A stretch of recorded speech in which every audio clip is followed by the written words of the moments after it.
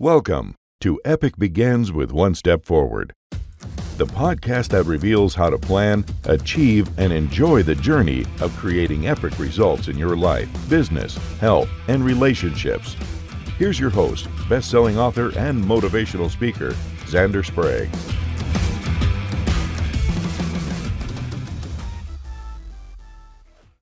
Hello, epic people, and welcome back to another exciting episode of Epic Begins with One Step Forward. I'm your host, Zander Sprague, and today I am honored to be joined by Leighton Campbell. Leighton, tell us who you are and what you do. Sure. So I'm an author, and I've written a book titled Your Happiness Equation. And the book is essentially about happiness, and part of it is you answer 7 questions, and at the end, you get your happiness score on a 0 to 100 point scale. And in the book, it talks about each chapter, each variable is a chapter in the book. I've been around the world. I've traveled the world. I've seen all 7 wonders of the world. I've done extensive travel outside of that. I have 4 children. I'm married. I've had a lot of experiences in life, and I've also intentionally sought out information to help myself become happier. And I'm trying to, pass that on in a way that people can interact with that is interesting, because a lot of times people, if they can get a score on something, I might be able to bring people who would otherwise maybe not be interested in this content or pass it by and want to see their score, and then take the deep dive into the real meat of all of this and the real things that really push people's happiness. Yeah, absolutely. And I am so about the happiness that people need. There's so many things in our life that are good. It's in my book. I call it the 97-3 rule, which is, simply put, I believe that 97% of your day is good and up to 3% isn't as good. However, look, yeah, we all have days where it's higher than 3%, but in general it is. And funnily, I don't know if it's a psychological thing or whatever, but people focus on the 3% and not on the 97 that is going well. And I'm baffled by that. Yeah. Negativity bias, I think. And I touched on that a little bit in my book. But so an example I give is when my brother and I, we went and saw all 7 wonders of the world. And our very last one that we went to when we were heading to India, we had one of the worst travel days you can have. It's stuck in the airport for 10 hours, Yeah. never left. It was incredibly frustrating. But when I look back on it, every other place we went to, we never missed a flight, a bus, a taxi, an Uber. Yeah. Nothing. It was perfect. And I can't even recall the ones that went well. And I probably will never forget that one day that didn't go well. It's just the way we're wired, unfortunately, but being aware of that is important, so that way you don't dwell on it. Absolutely. I mean, the way I came up with the 97-3 rule is when I was doing my internship for my mental health license. I was doing school-based counseling, so middle school and high school. And talking with these high school students, they seemed to be ignoring all of this stuff that was going well in their life and only focusing on that one little thing that didn't go well. And I came up with this question, which is, what's your least favorite subject in school? A lot of them said math. I said, okay. I asked them, how would you feel if you got a 97 on your next test? Oh my gosh, I'd be so excited. I'd tell my parents, I'd be so proud, be great. I go, would you focus on the 3 points you didn't get? Are you kidding? I got a 97. I'm like, yeah, so why aren't you doing that in your life? There's 97% of your day that's good. Look, Leighton, you and I woke up this morning. It's not to be morbid or anything, but that's a really great way to start your day, waking up, right? 100%. One of the questions in the book is gratitude. Yeah. And we take so many things for granted, understandably to a degree, because we have so many things pulling us in so many different directions. We have a lot of responsibilities. As much as I try and be conscious about this stuff, when I'm going through a stressful time, it's hard to sometimes have these, gratitude practices that kind of bring me back to it. But just going through life and being aware that you need to be intentional about some of this stuff is very, very huge. Oh, absolutely. And I was going to say the intentionality of reminding yourself that when you do catch yourself like on your travel day and you're like, oh my gosh. And of course, it's not going well. Totally. Look, I do psychology. I understand. I get all of that.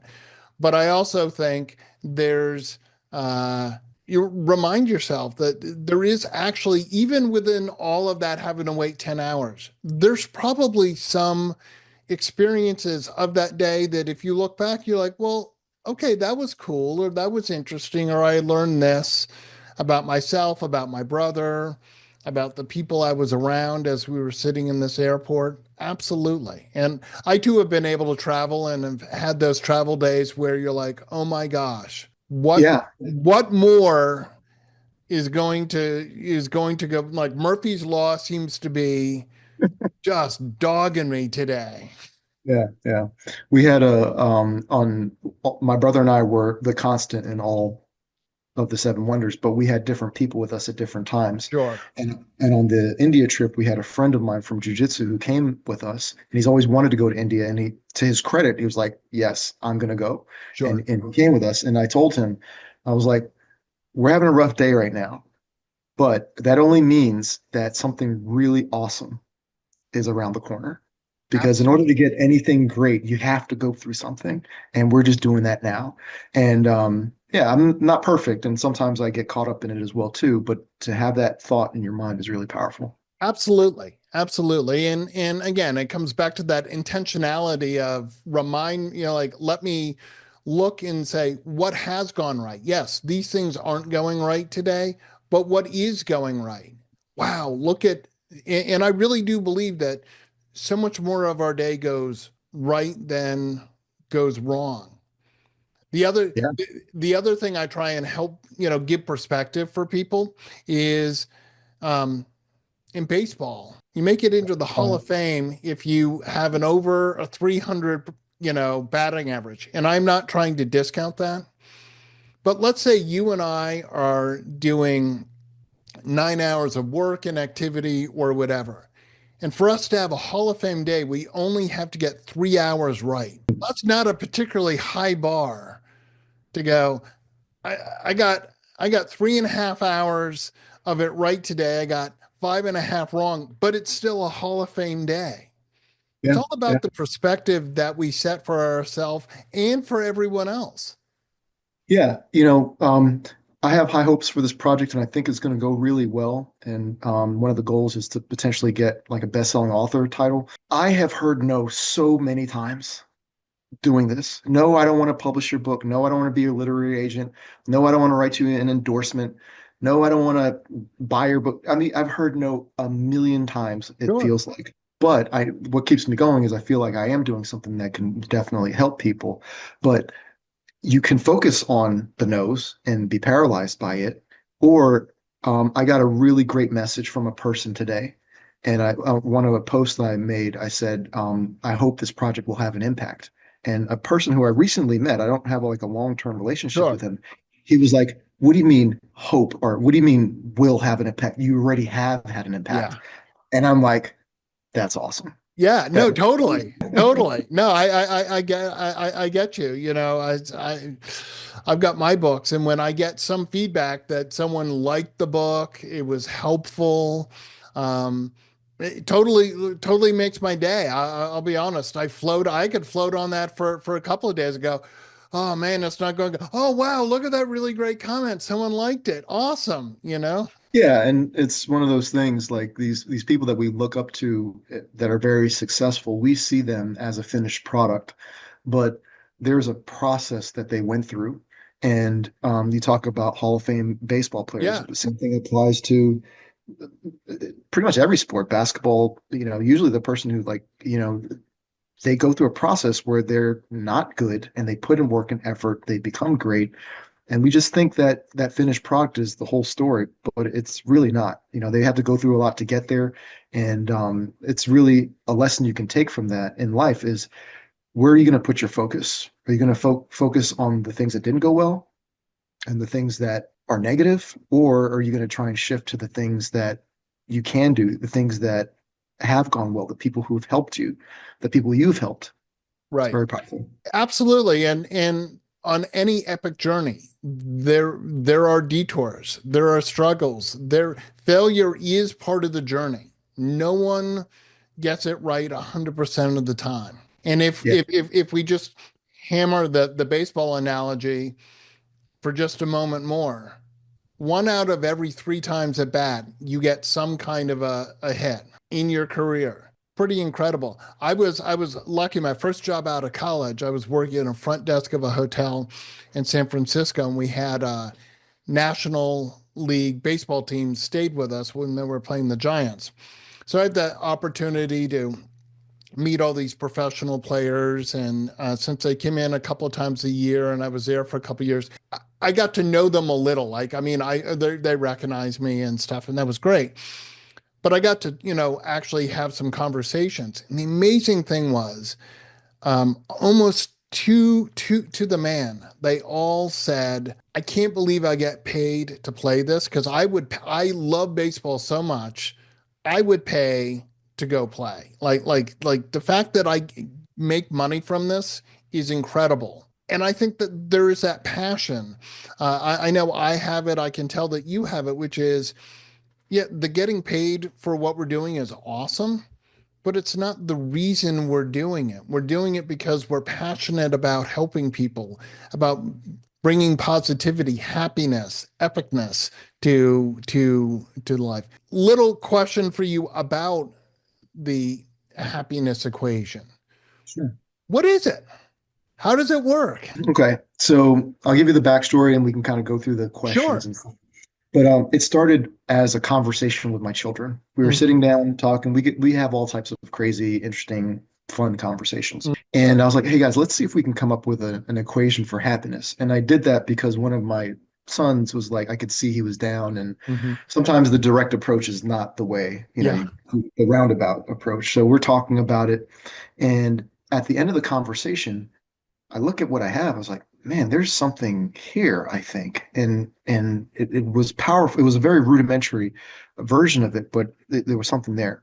So I was then, and I am now, a member of a networking group. And at the time, I had the responsibility of bringing an educational topic every week to our chapter. There's about Sure. 40 business professionals in our chapter. So I took that week from the conversation with my children to the time that I had to give this educational moment. Right. And I did some more research and polishing up a little bit, and it's greatly evolved since then, but that was a more Of polished course. version at the time. And I give the presentation to my group, and I know these people very well, and I've given many other presentations about different educational topics and never really get any type of a response. But on this one, almost everybody in the chapter either came up to me, called me, emailed me, texted me, and said, "Leighton, that was so impactful. I'm so glad you talked about." They opened up to me about things that were going on or things that they felt they needed to improve. And after that experience, I realized like I have to do something about this. I have to kind of get the word out. Definitely. So that was 3.5 years ago. So the book's been written and book tour and all that. But the actual equation is very geeky. It is in the book. You can also get a score for free. You don't have to buy my book to get your happiness score. You can go on our website right now and answer the 7 questions and get your score with no obligation. But so it's a score of numerators, denominators. There's exponents and all of that. But again, Sure. you can still get your score for free. But in order to get your score, there are 7 questions that you need to answer. Sure. And each of those responses have a numerical value that is plugged into the equation that I developed.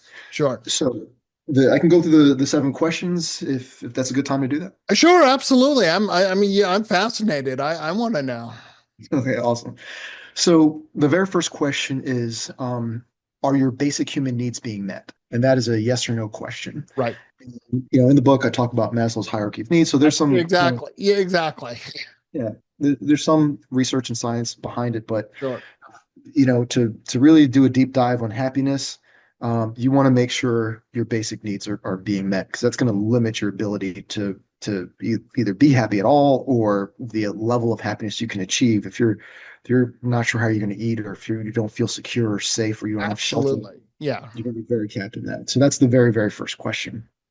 Okay. Hopefully we can answer yes to that or start working towards making that a yes. The second question is, do you belong to a group that is meaningful to you and you meet regularly with them? Hmm. So that's the second question. So that ties in community, human connection, bonding, Sure. addresses some of the issues that we have in modern society with people being by themselves a lot, and Yep. isolationism and so on and so forth. Yep.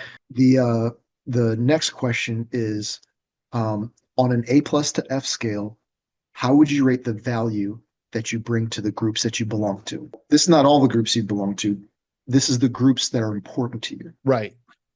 Of the ones that are important to you, how would you rate the value that you bring to those groups? And we can go into all of these in more detail that after or now if you have anything you want to jump in with. No, no. So far, this is fast. I'm just interested to know what the questions are. Sure, sure. Then I forget what number we're on, but the next question is, on an A plus to F scale, how would you rate your gratitude? Okay. Yep. That's number four. Um, the fifth question is, when a meaningful situation does not go as expected, negative impact on your emotions lasts a short time, a moderate time, or a long time. Hmm. And then number six is, do you believe your life has a purpose? Number seven is, on an A plus to F scale, how would you rate your progress to achieving your purpose in life? And those are the questions. Wow. And those are great questions. Some of the deepest questions you can ask yourself. Absolutely. Absolutely. And that's great. Um, so here's a question for you. How often do you take your own happiness test?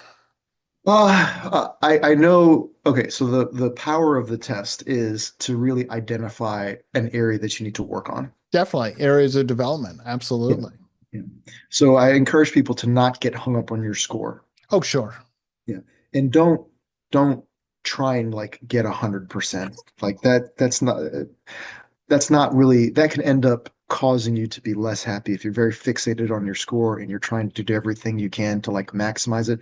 That's really not the direction to go with it.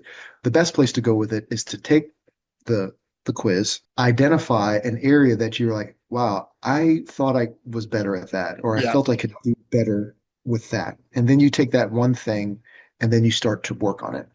So I've taken my score many, many times at this point, and I know there's one question that it's tough. I wish I could say I get 100. I don't. The one that I struggle with the most is how quickly I get over things. Yeah. I wish I could say a short time, but I'm still at moderate, and that does, pull my score down, quote unquote. But it is something that I am very aware of. I had a situation this week, 2 days ago, that I'm like, I got to let this go. I have to let this go. Yeah. And I did, but it unfortunately was probably 24 hours into it. Right. In the work I do both, professionally as a mental health counselor, but also just as a coach and helping people. I talk about how many cycles how much energy are you using thinking about this thing or perseverating on this issue, this whatever, whether it's that you feel someone, did wrong to you, you don't like the way you reacted to something, whatever. And there are those things. I think I know you as a dad. I'm a dad also. They're the things that I think back with my daughters that I still think about that happened 14 years ago. They have no memory of it, and yet I'm like, oh, I can't believe I did that. And I talk to my daughters about it. I bring it up. I'm like, oh my gosh, I found this picture and I remember when this happened, and I still feel really badly that I did. And they look at me like, Dad, like one, I barely remember it, and two, I'm only thinking about it because you brought it up. I certainly am Right. not stuck on that. And I think as a parent, we put so much pressure on ourselves to be everything for our kids And we're not perfect. We are going to make mistakes. Yeah, yeah, And 100%. and that's okay. We teach our kids that they're going to make mistakes, that they're not going to get it perfect, and that that's okay. I know academically, when I was in school, there were subjects that were easier and subjects that were harder. And the best thing that my dad said to me was, I don't care what letter grade you have, as long as you know that you've done your best. Because if your best is a C plus in this because you just struggle so hard to understand it, I'll say geometry. I worked really, really hard to, the amount of effort and the actual like result were not necessarily equal, but I knew that it didn't matter because I knew I had worked as hard as I could and I just didn't get it. And my parents were great. They're like, yeah, there are the things that just you have to do, but they don't make sense. And there are the other things that it's almost like the answers are in front of you. It just subjects that just make sense to you. And you're like, oh yeah, I totally get this. It's probably why I Yeah. did psychology. Yeah, well, one of the two things I say to myself is one is I tell myself in moments of not necessarily related to what we're talking about now, but just going through life. If Sure, something doesn't like if I don't show up the way that I wanted to, but I know I did the best I can, tell myself I can't do better than my best. sure, I I did the best I could, and this is what the result was. But I honestly tried, and I did the best that I could with the factors that are going on. And another thing I tell myself is I forgive myself. It's like I didn't do that right, but you know what? I forgive me for that. absolutely. And I to the best I can, I keep it moving. Absolutely. Absolutely. So I want to shift just a little because Sure. I love one of the things I like to talk about and highlight is I think knowledge is no good if we don't share it. And one part of my epic are epic destinations. Those places that we've got to visit that you're like, oh my gosh, this place was incredible. So what's your top one or two epic destinations that you've got to go to that you're like, oh my gosh, I go back there in a second. For sure. I got two for you. All So right. the first one is Machu Picchu in Okay. Peru. So that place is magical. I don't literally magical, but it's just Yeah, magical and absolutely. just Yeah, I hear. I haven't been there, but yes. it is so amazing. The landscapes are absolutely breathtaking. And then the structures there are immaculate. So like when you're walking through the ruins, you almost I'm getting chills as I'm telling you this. You almost feel like you're walking through a time when those people were there. It's Right. it's the wildest thing.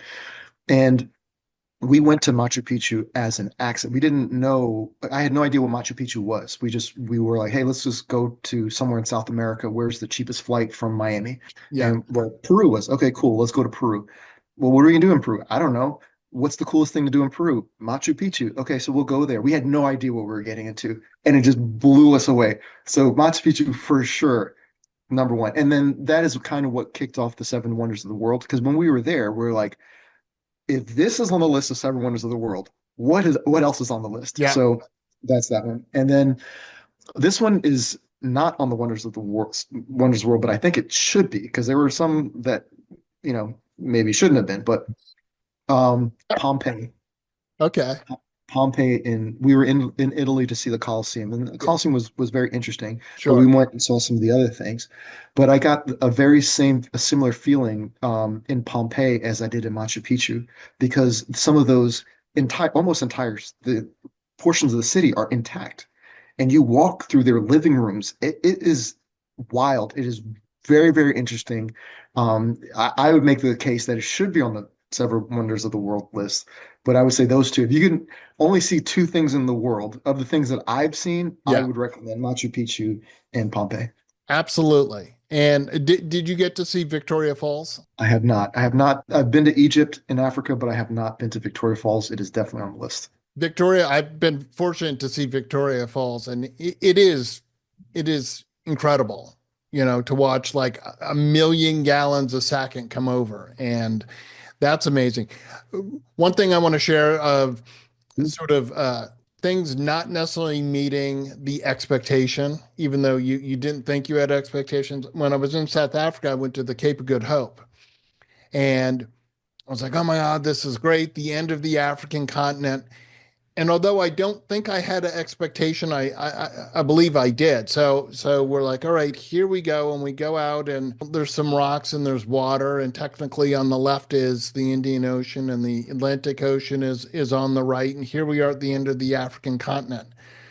And I guess in my mind, what I sort of thought it might have been sort of Monty Python-esque, where there was like a tent with the streamers, and there were Klieg lights and the deep voice of, James Earl Jones, the end of the African continent. And it wasn't. I honestly, if you blindfolded me, put me out there, I was standing on a rock, on some rocks, and there was ocean. Like it was not as spectacular and it was beautiful. Don't get me wrong, but it just wasn't like that. And maybe for you, it sort of sounds like the Roman Colosseum was cool, but you Yeah. weren't like, oh my gosh, Machu Picchu. Yeah. It was cool. I definitely think, Absolutely not yeah, taking yeah. anything away from either one of those, but I kind of got that feeling where you're like, no, Pompeii was definitely much better. Yeah, it was better for sure. And if you're in Italy and a lot of people go and see the Colosseum, I would take time to definitely check out Pompeii. Can I ask you a question? Like, what do you, Absolutely. what are your top one, two places you've been or think, I know maybe Victoria Falls, or what would you say? Well, okay, so I would say um, getting to go on safari in South Africa was I love I mean I can say Africa is in my heart. I've been fortunate to travel there a few times. It is incredible. I've been able to get dangerously close to animals that could kill me, and it's thrilling and exciting, and it's amazing. Um, when you go, and I'll say when you go to the right place. I happen to get to go to Londolozi, which is on the edge of Kruger National Park, and it's incredible. And they have some really good rules, which I think help with the game viewing, which is they won't have more than 3 Land Rovers at a sighting. So let's say they're lions or leopards or elephants. There won't be more than 3 so that it's not overcrowded. There are other places I've heard where you go like up in Kenya and stuff where you're watching the wildebeest migration, and there's like 100 other cars there. And that to me, I will own I'm perhaps a bit of a safari snob in the sense of my first experience was not having a lot of other people around. So it makes a difference. So I'd say definitely sort of the Veld of South Africa, definitely up there. The other is when I was in college, I went to Australia for a semester abroad, and I traveled back, and I went to the Cook Islands and Atutaki, which is this ring reef, and it's here you are in the middle of the Pacific, which is beautiful, but then within it, there's this ring reef with this water that is so clear and blue and just incredible. And I was there on a day tour. We flew in, we're out on a snorkel boat, and I'm looking down at stingray like 60 feet down, and I could see them just clear as day. And it was just so beautiful. And to say the honor of being able to travel and see this beautiful place and take it in. And I tried to take pictures, but it was honestly, Leighton, one of those times where you look through the camera, be it, and this is before cell phones, but I looked through the camera, I'm like, I'm going to take a picture, but it's just not doing justice. Yeah, yeah. No, It's yeah. it's kind of like I also got to travel on that same trip. I was traveling through New Zealand, and I'm like, I'm looking through a camera that is like this, and yet there's this, enormous, hills and mountains and fields, and I'm like, just not getting it. Yeah, it doesn't capture it. Yeah, Fortunately, my brother's a photographer. yeah, So he it's a double-edged sword because we end up taking a million pictures when I'm trying to sometimes be in the moment. So there's a balance. I've come to realize the importance of having pictures, but I also try and like be in the moment. But he's taken some pictures that I posted, and this is one of the highest compliments you can have, I think, from like a traveler who has Yeah. pictures. It's like, is that a green screen? Like when people comment, are you really there, or is that like a Yeah. green screen? It's like, no, I was really there. I really Yeah. saw it. Yeah, So that's really, definitely. Definitely. And an important message there is, although you do want to capture the picture to be able to go back and relive it, be in the moment. My experience with lots of people is there's something spectacular going on and they've got their phone up.